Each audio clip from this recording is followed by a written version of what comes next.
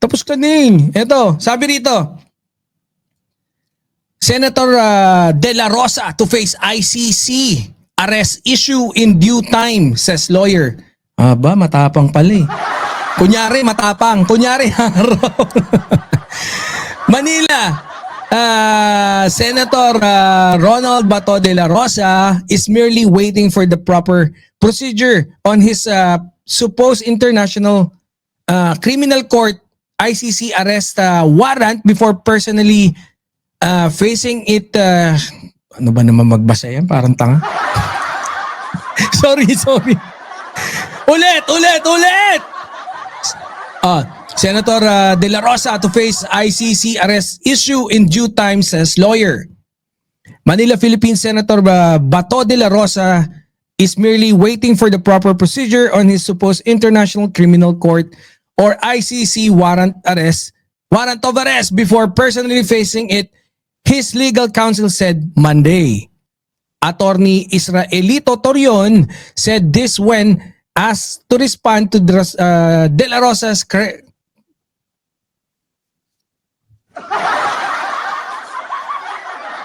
Maliit eh. Hindi ko mabasa maigi.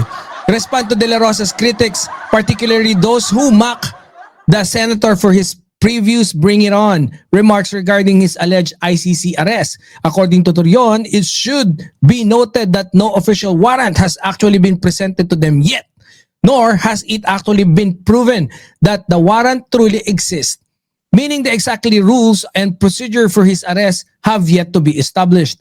We should have clear-cut implementing rules, the regulation that regards, said Torion in an interview over 105.9 True FM. Hindi naman wala pa daw ano. Bakit nagtatago na? Yun yung tanong doon.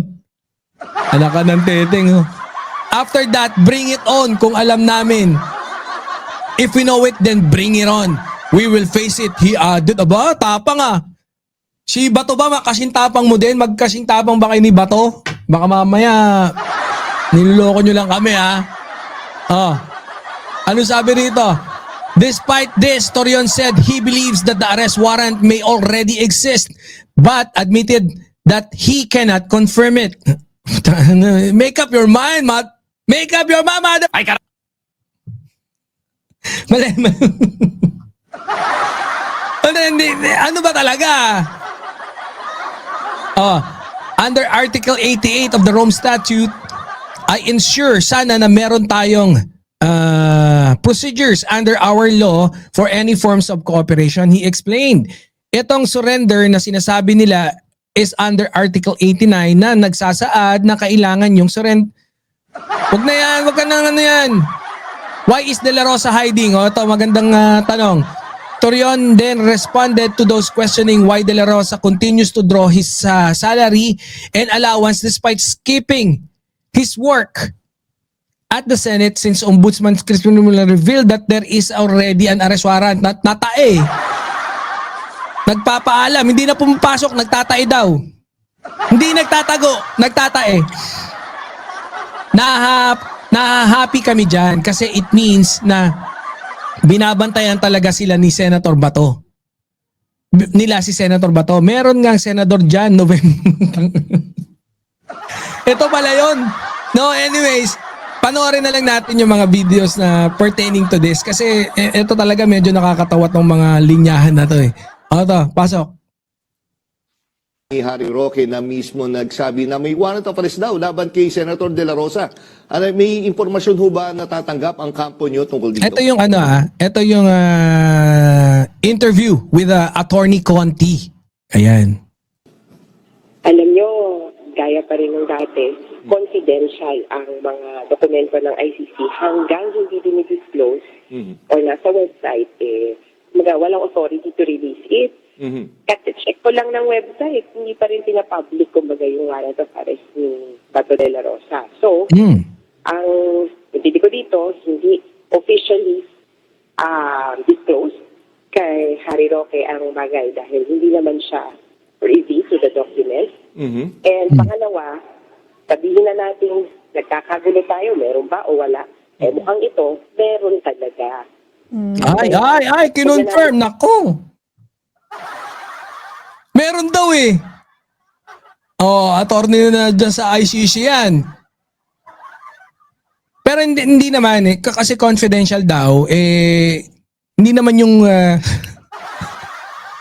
Huwag nyo kasing takutin si Bato. Kayo naman eh. Paano yan? Magtatago yan? Wala pa. Senator Bato, wala pa. Huwag ka mag-alala. Ako, I can confirm. Kino-confirm ko, wala pa talaga. Wala pa. Huwag ka mag-alala. Ating pag-usapan, kumbaga kung meron kaya o baka wala. Ang tanong na lang ay kailan at paano may Huwag gano'n. Sinabi ko na, Attorney Conti. Ang tanong dyan, kailan lalabas si Bato? Sabi ni Torion, haharapin daw eh. Kailan kaya? implement. Ayun. So ano po ang reaksyon ninyo sa payo ni Attorney Harry Roque kay Senator Bato na magpaposas na lang at humiling ng sanctuary sa Korte Suprema? May ano talaga yan, may possibility naman ang isang may na-issuehan ng warrant. Ginawa nga yan ni Presidente Duterte nung nakaraan. Pero of course, may time and place patungkol dyan. Pero kung unsolicited advice na rin naman, pareho lang din naman kaming, kumbaga, nagbibigay lang ng payo. Ako nga mag-submit na lang siya jurisdiction ICC. Kasi, lalo na sa natitintong pag-decide ng appeals chamber, natalo ng issue ng jurisdiction, na-raise with Duterte sa ICC pre-trial chamber. Inapela ito sa appeals chamber at mukhang pagpapasya. Pero hindi naman masyadong katanggap-tanggap yung proposition ni Atty. Conti. Sa tingin ko, magtatago na lang si Bato. Sabi ko sa inyo, huwag niyong tinatakot si Bato eh. Ito in the next month. Pag yun ang finalize, ay kahit pa pumunta siya ng Supreme Court, paninindigan pa rin na may jurisdiction at may karapatan ng ICC. Patay ka. Diyan ka madadali, Bato. Tinatakot kasi nila, Atty. Conti. Attorney Conti, una, ano Una, anong na-establish natin dyan? Una, meron na talagang kasi nga kumbaga parang ang sabi lang ni Atty. Conti, kapag may usok, may apoy. So siguro kung bakit maingay nga, and then of course kinonfirm nga rin ni Ombudsman Boying, and yun nga, the other way around din, bakit nga nagtatago si Bato de la Rosa, si Senator, diba, matagal nang nawawala. Hindi na nakita. Paano naman yung apo ko? Kawawa naman yung mga apo ko. Yun yung sabi, di ba? Ngayon tas sinasabi pa, confirm na. Ang tanong na lang, kailan? Kailan daw? Patay tayo dyan. Pakinggan natin yung isa pa, yung interview mismo ni Torion. Christmas is just around the corner, but the public still hasn't seen Senator Bato de la Rosa. He has been repeatedly sought out, especially now after lawyer Harry Roque, who is currently in The Hague, Netherlands, issued a warning directed at him. Roque claimed in a Facebook post that a warrant of arrest has already been issued against Senator de la Rosa. He urged the senator... Patay ka. Gagong-gago kasi itong mga to. Wala kayo talaga, Kayong mga DDS Imbis na palakasin yung loob para magpasko, kasama...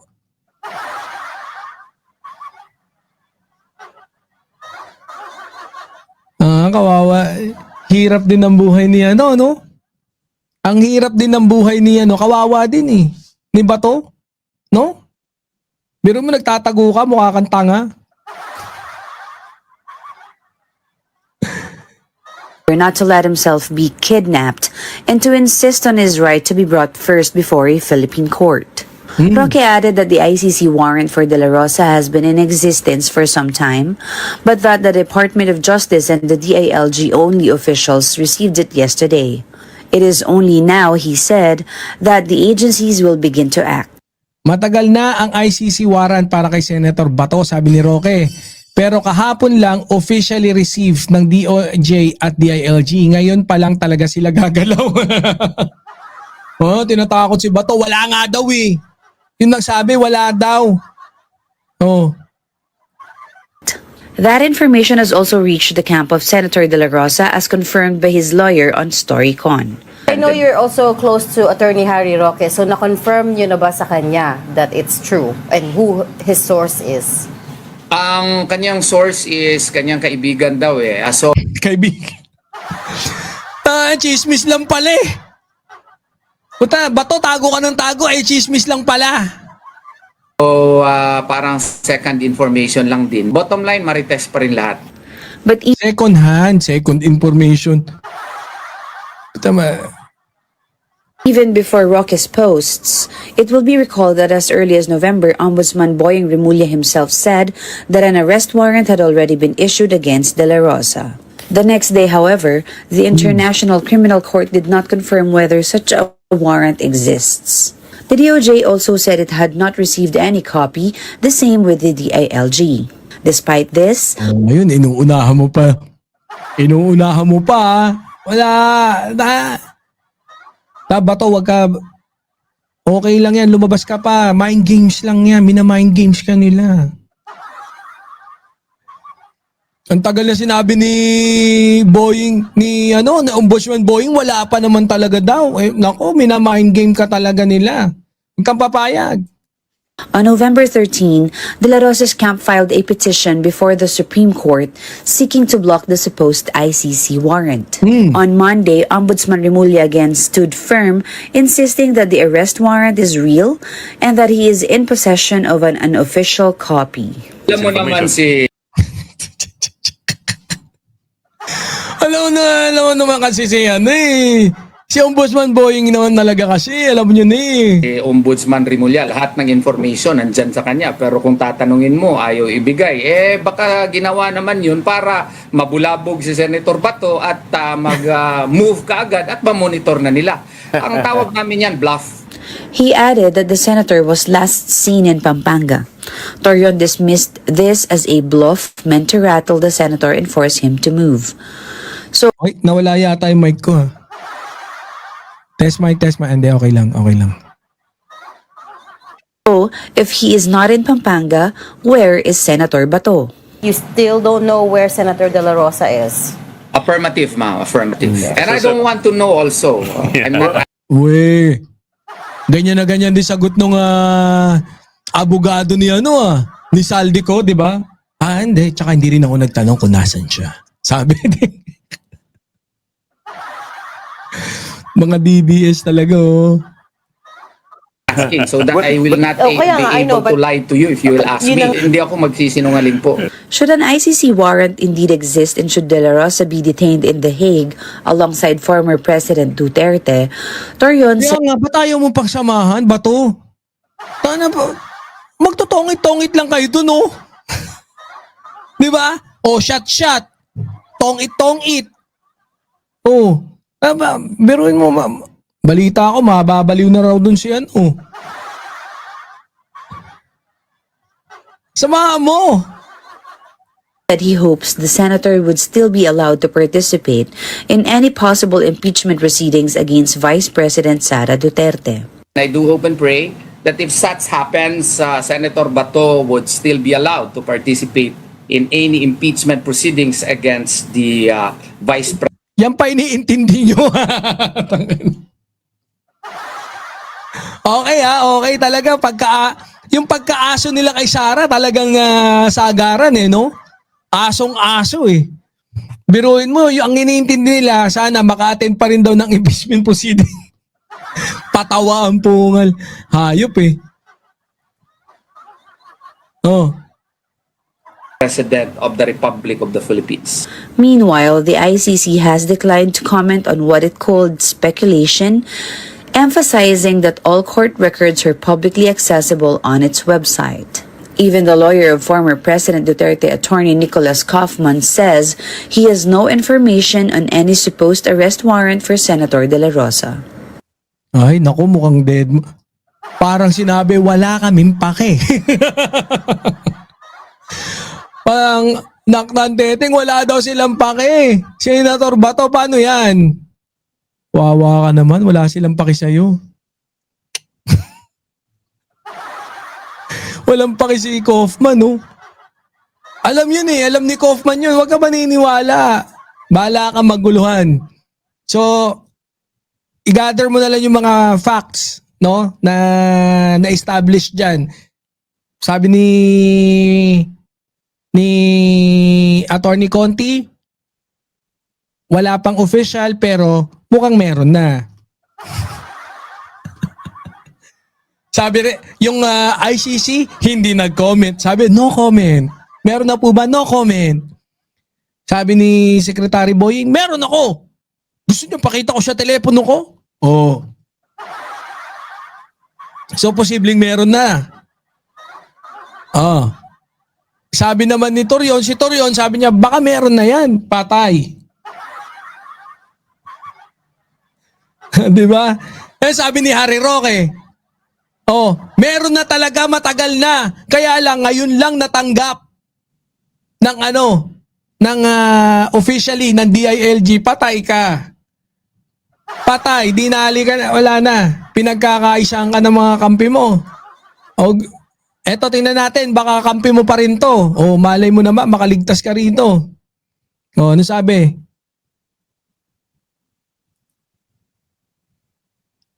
Bakit yan?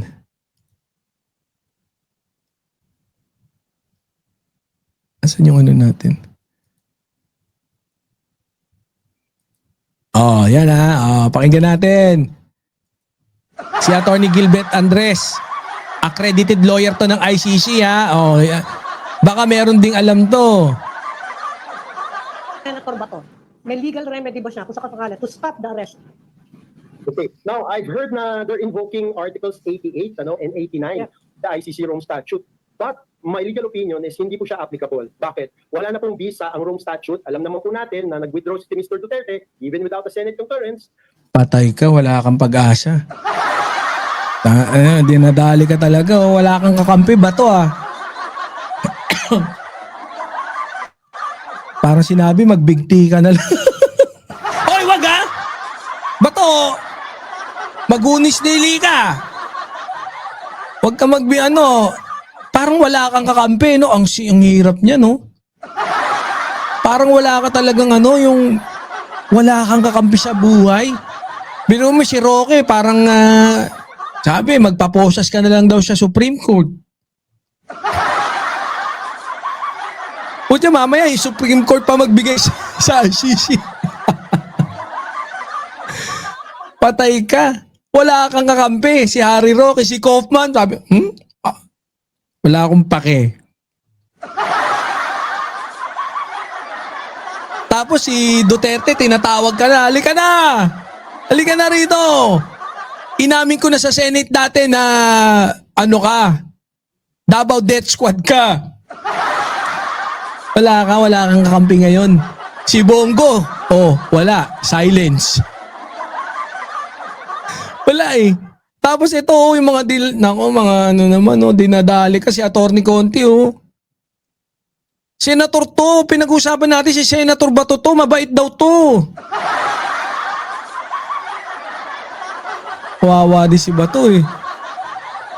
At kami naman po, nag-file kami ng petition sa Supreme Court challenging yung withdrawal, pero na-dismiss po yung mga petitions namin for being moot in academic. Dahil po dyan, hindi na po tayo party sa ICC Rome Statute, wala na pong legal effect, wala na pong visa ang ICC Rome Statute in the Philippine domestic setting. Kaya hindi po ma-invoke ang Articles 88 at 89 po ng ICC Rome Statute. Ito po yung mga unintended legal consequences po ng pag-withdraw ni Mr. Duterte from the ICC Rome Statute. Under Philippine law, meron bang legal recourse si Senator Bato to stop the arrest kung sa kapangalan? Talagang mukhang si Ma'am Ami, mukhang kinakampihan ka rito. Baka naman, pilitin nyo naman, parang gano'n. Sabi, baka naman meron kayong naiisip dyan, attorney, na legal remedy dito sa ating bansa. Baka meron dyan. Hindi ba apply one? Under our list. Well, ayaw kong sabihin niya namin kasi Nahirapan si attorney. Well,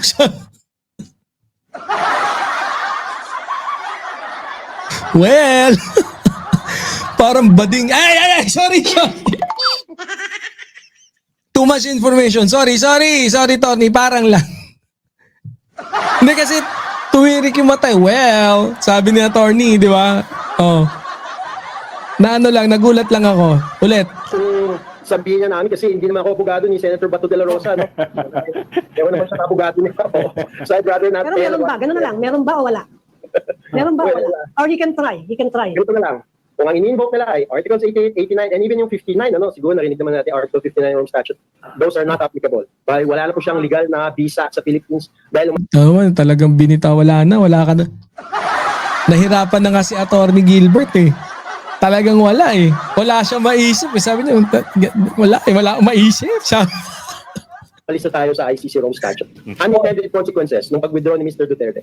Well, sir, we were conversing with Attorney Torion, I think it was yesterday. Ang sinasabi kasi niya was walang legal framework to surrender Bato de la Rosa to the ICC.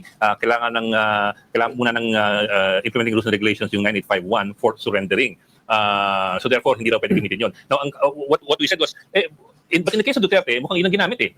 And it's been 8 months since that happened. Yet the Supreme Court has found no reason to oppose the surrender or to cite the surrender as unconstitutional or wrong, considering the urgency and the gravity of the situation. Pero buhay pa ba yung final nila sa Supreme Court? I think buhay pa eh. Pinagre-respond ng gobyerno eh. Pero nga, yung nga sabi, if there really is reason to question the use of 9851, shouldn't it have been raised by the Supreme Court as early as March of this year or 8 months ago? Okay, at tatlong sagot. Number one, there's a legal framework. That's precisely RA 9851. And this was passed by Congress noong December 2009, which is a significant... Wala ka talagang kawala ba to? Kung ako sa'yo, magtago ka na habang buhay.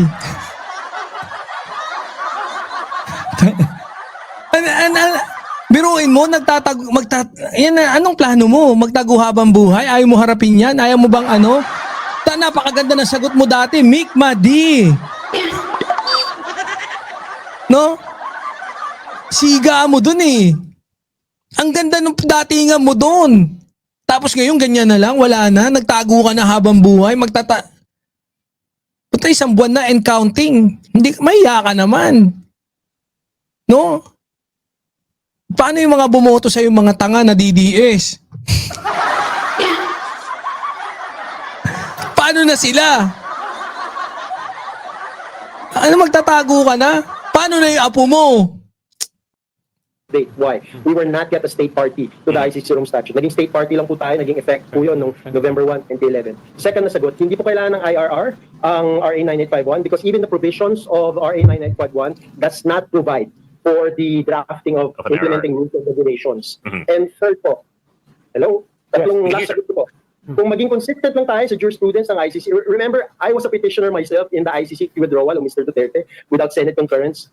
The Supreme Court ultimately unanimously dismissed all of our petitions for being moot and academic dahil na-recognize na nga ng ICC na umalis ng Pilipinas. If consistent lang ng ating Philippine Supreme Court, it should also dismiss the petitions of Mr. Duterte as well as the petition of Mr. Bato de la Rosa on Mr. Duterte. Bakit moot and academic na-recognize na ng ICC na sa kustudiyan na nila si Mr. Duterte? Patay. Wala na! Yung ICC, we're expecting... Pero wag Oya.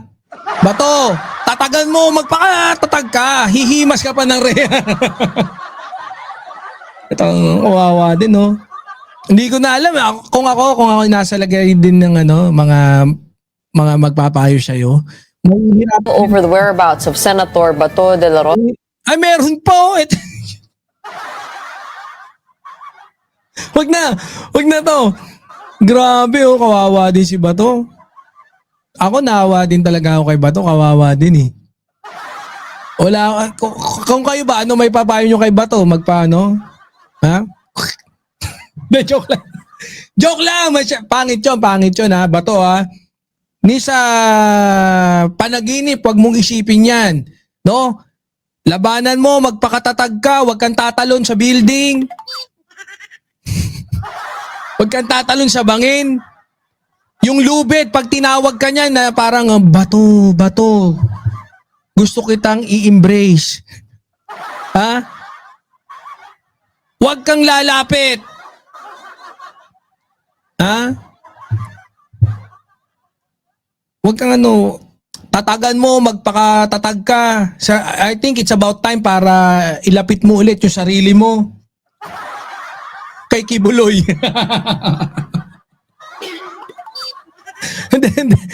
Hindi, seryosong payo, ha? Ilapit mo ang sarili mo ulit kay Kibuloy. Yan, maganda. Oh, anyways,